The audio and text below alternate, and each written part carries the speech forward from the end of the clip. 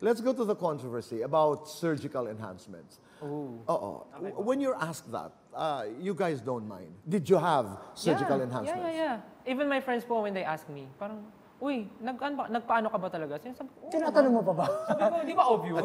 Maganda yun. That's yung nasagot ko. Pag sinabi ko bang no, maniniwala ka. Di ba hindi ka rin maniniwala? So sinasabi ko po, kasi I think wala namang mali. Kasi I'm sure, pag tinanong ko yung friend ko, sabi niya, ay pag may pera ako, papagawa ka rin yan. Ganun lang po ngayon eh. Oo. At kanya-kanya.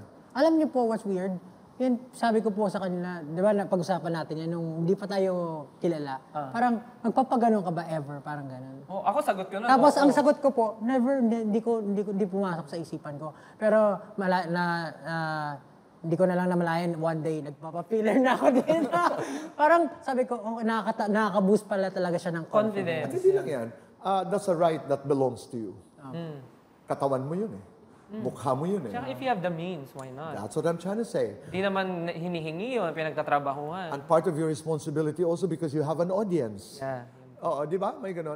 Ako talaga, tagahanga niyo ako. Lalo na sa departamentong yun. Thank you, Tito. Oo.